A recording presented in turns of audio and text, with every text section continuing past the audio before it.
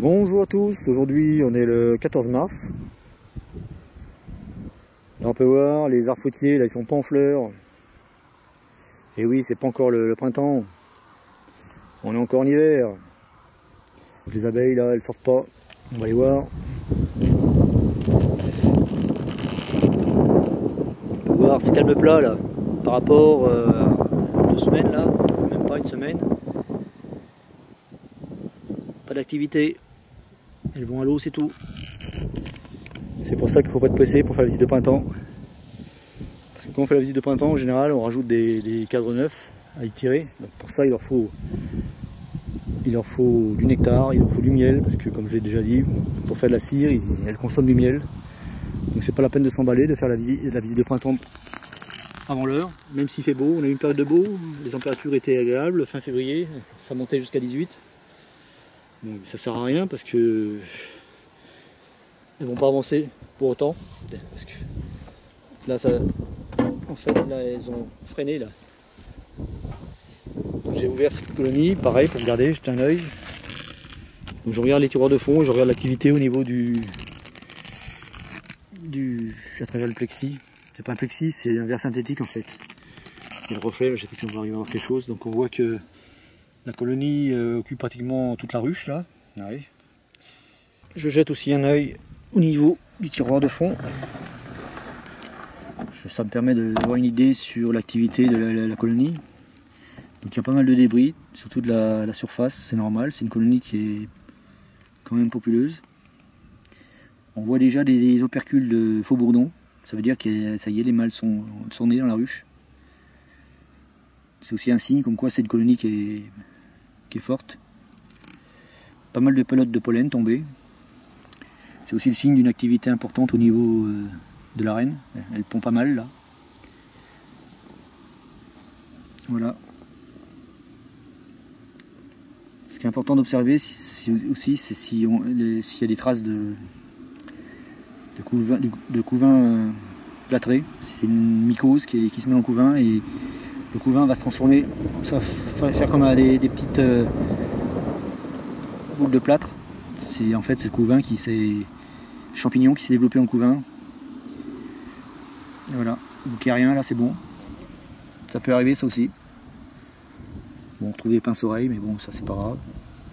Je regarde si je vois les parois, mais bon, c'est pas évident là, parce que là il faut vraiment bien observer, il faut nettoyer le plateau. C'est pas évident. Donc je jette un œil comme ça sur les tiroirs. Donc c'est pareil, on m'avait posé une question dans la dernière vidéo si on pouvait nourrir avec du sirop.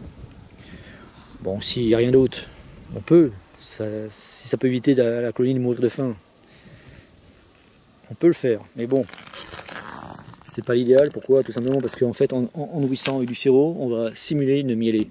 C'est-à-dire quoi? Ça veut dire qu'on va simuler que les fleurs produisent du nectar. Et c'est pas le cas. On a bien vu, les arbres fruitiers sont pas en fleurs. Donc en faisant ça, ce qui va se passer, c'est que la reine va augmenter sa ponte. On peut voir là, il y a un peu moins de population, mais les ruelles sont quand même bien occupées. Donc en faisant ça, ce qu'on va faire, on va inciter la reine à pondre.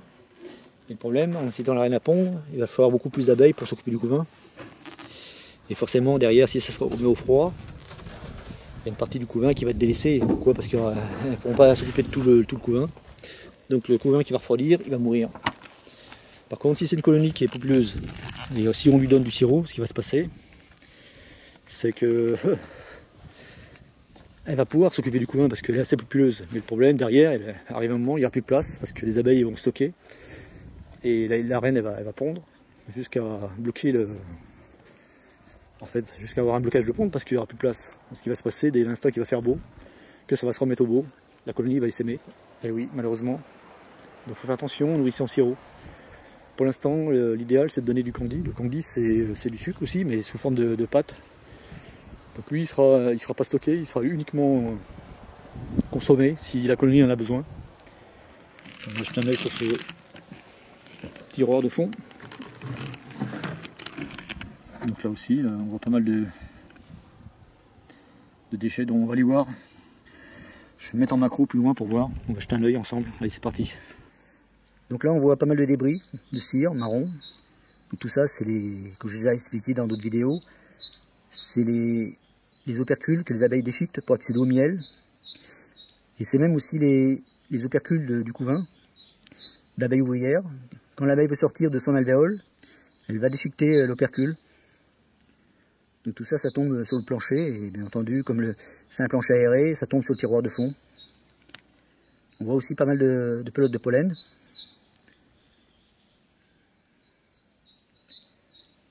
Par contre, là à l'écran, on voit aussi trois opercules de faux bourdon. Ça veut dire qu'il y a déjà des mâles qui sont nés dans la ruche. On les reconnaît parce que c'est des opercules qui sont bien découpés en rond.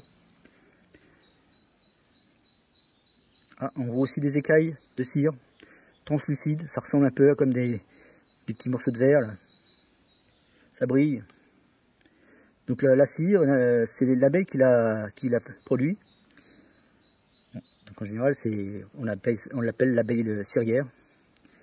Elle possède des glandes cirières situées au niveau de l'abdomen, entre les plaques ventrales, les plaques qu'on appelle les plaques sternites. Donc ces glandes-là, elles vont sécréter une cire liquide. En sortant, en fait, cette cire va être aplatie entre les plaques et en même temps elle va durcir, qui va en fait donner des écailles de cire comme ça translucide. Donc, il faut à peu près plus d'1 million d'écailles comme ça pour faire 1 kg de cire. Donc forcément aussi, ça nécessite aussi une consommation de miel plus importante, parce que l'abeille cirière, pour fabriquer la cire, elle a besoin de se nourrir. Donc on dit en général qu'il faut 10 kg de miel pour 1 kg de cire. On en voit pas mal, dans cette colonie, il y a pas mal d'abeilles cirières. On voit aussi de belles pelotes de pollen jaune. Je vois pas de varroa. C'est bien. Toutes ces écailles de cire là, elles sortent du corps de l'abeille, mais l'abeille va les ramener à l'aide de ses pattes au niveau de sa bouche pour former des petites boulettes de cire qui va mélanger avec de la salive. Donc là, pour l'instant, quand elle sort du corps de l'abeille, elle est un peu translucide, la cire, mais au fur et à mesure qu'elle va être façonnée, elle va changer de couleur, elle va blanchir. Donc elle va transmettre cette petite boulette de cire à la bâtisseuse. La bâtisseuse dans la ruche, c'est elle qui construit les alvéoles, qui construit ou qui répare aussi. Donc à l'aide de cette cire-là qu'elle va récupérer, elle va étirer des alvéoles. Voilà. Donc la cire, là, on peut voir les écailles sont translucides, mais au fur et à mesure, la cire va changer de couleur, elle va devenir jaune. Pourquoi? Tout simplement parce que les abeilles sont poilues, donc entre leurs poils, elles emprisonnent beaucoup de grains de pollen. Donc ces grains de pollen vont rester collés à la cire, comme ça la cire est quand même collante, c'est un corps gras. Donc la cire va prendre la couleur jaune.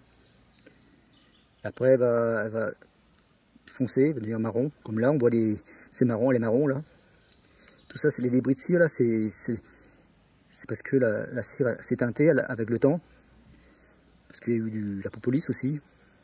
À force que les abeilles passent dessus, elles se teintent. C'est pas sale, c'est qu'il y a la propolis, il y a encore 2 opercules de faux bourdon. Donc après, elle va prendre la couleur aussi noire aussi. Donc ça après plusieurs cycles de couvain. Parce que le couvain, en fait, il laisse un cocon dans l'alvéole. Et à chaque fois, les nettoyeuses, elles vont enduire l'intérieur de l'alvéole avec de la propolis pour aseptiser. Donc on a vu là que cette colonie-là, il y avait aussi des mâles. Donc ça y est, il y a des mâles qui sont nés, des faux bourdons. L'activité est importante dans cette colonie-là, c'est normal parce que elle doit être populeuse aussi. On va regarder ça vite fait.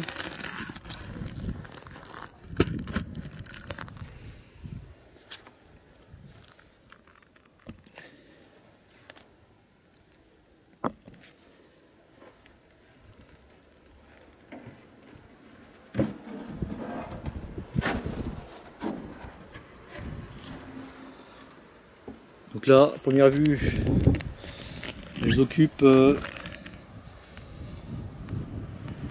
toutes les ruelles.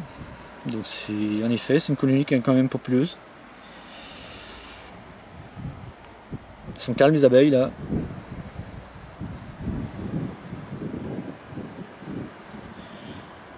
Ouais. Donc je vais pas leur refroidir plus longtemps.